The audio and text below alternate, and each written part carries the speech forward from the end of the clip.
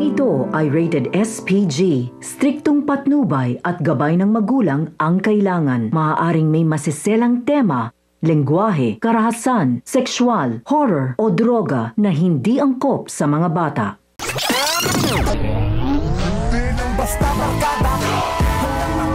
Matapos ngang maingudgod ni Tanggol ang mga nangungutong sa pwesto ay napabilib sa kanya ang mga batang naroon at tuloy ang kanyang lakad na bisitahin ang kanyang nanay Tess. Ngunit hindi pa man siya nakakarating sa pwesto ay makikita niya itong kasama si Santino. Mapapansin niyang malungkot si Tess at katatapos lang umiyak kaya agad niyang tinanong kung ano ang nangyayari.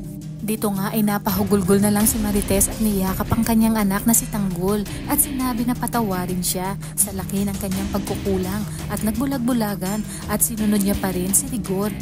Kaya naman sinabi ni Santino na pinalayas ng kanyang tatay Rigor ang kanilang nanay Tess dahil naroon umano si Lena na kalaguyo ni Rigor na ngayon nga ay buntis na. Dahil sa kanyang mga narinig ay halos hindi makapaniwala si Tanggol dahil kilala niyang matino na pulis ang kanyang tatay Rigor na hindi gagawa ng kalokohan, ngunit nagkamali umano siya.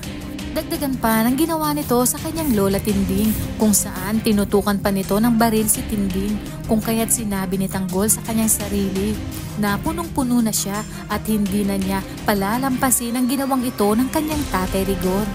Matatanggap niya pa umano ang pangbubugbog na ginawa nito sa kanya at pagmamalupit.